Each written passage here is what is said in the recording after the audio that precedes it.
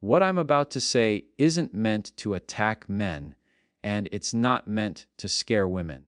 It's meant to explain something most people only understand after they've already been hurt by it. I've seen it happen too many times. A woman meets a man who feels different. He's confident, charming, emotionally controlled. He doesn't chase, he doesn't panic, he doesn't cling. And that calm feels like strength. But later, when emotions deepen and questions start forming, that same calm turns into distance. Silence replaces effort. Mixed signals replace clarity. And the woman starts asking herself what changed. The truth is, nothing changed. She just reached a depth he stopped visiting a long time ago. Men don't expose who they are through their phones or their past screenshots. We expose ourselves through language, through the sentences we repeat casually without realizing how much history they carry. There are phrases that only come from men who have been with so many women that emotional intimacy no longer feels natural. It feels heavy. It feels unfamiliar. Sometimes it even feels threatening. This isn't about judging experience. There's nothing wrong with a man having a past.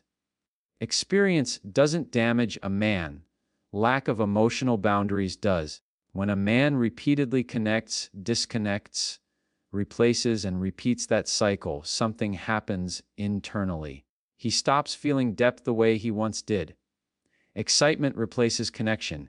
Novelty replaces intimacy.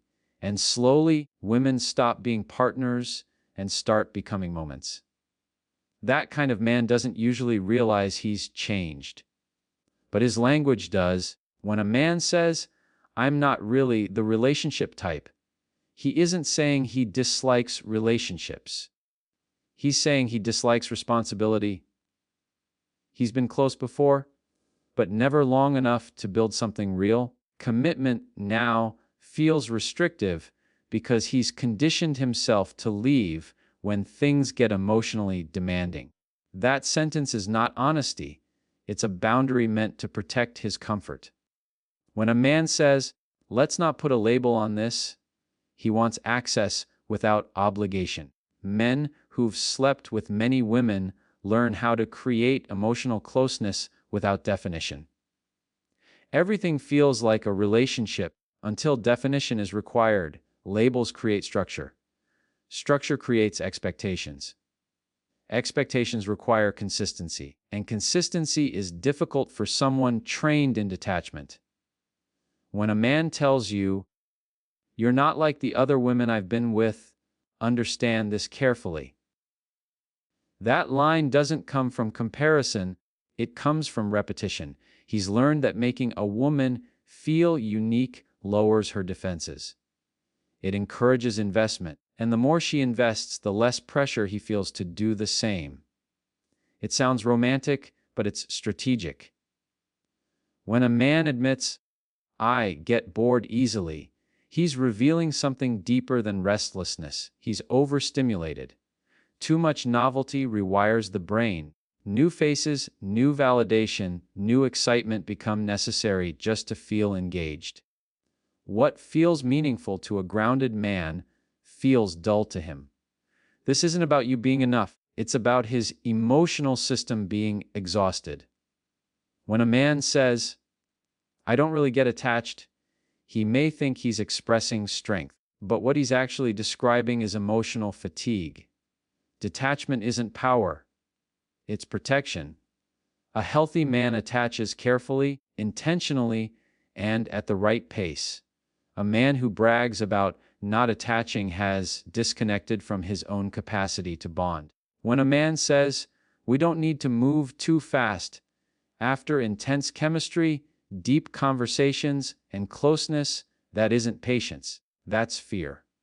Men who've lived in detachment recognize attachment the moment it starts forming, and they instinctively pull away. Vulnerability feels dangerous when it hasn't been practiced in years. When a man says early on, "I don't like drama," listen closely. To a man accustomed to low-effort connections, Normal emotional needs feel overwhelming.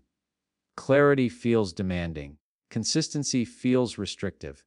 Accountability feels like conflict.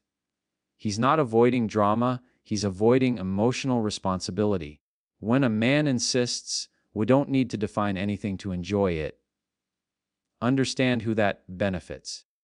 Undefined situations remove responsibility. They protect the person with less emotional investment. Definition creates direction, and direction requires presence. When a man claims, "I don't believe in titles," he isn't being deep or evolved. He's maintaining ambiguity. Titles create expectations. Expectations reveal capacity, and ambiguity allows him to stay comfortable without committing emotionally. When a man says, "I don't think about the future much," he does. Every man does. He just avoids attaching people to it. The future requires choice, patience, and depth. And depth becomes intimidating when you've trained yourself to live in moments instead of meaning. When a man admits, "I'm not ready for anything serious," it usually doesn't mean timing. It means capacity. He may be emotionally drained, burned out, or disconnected, not because he hasn't healed, but because he's avoided healing by replacing connection with distraction.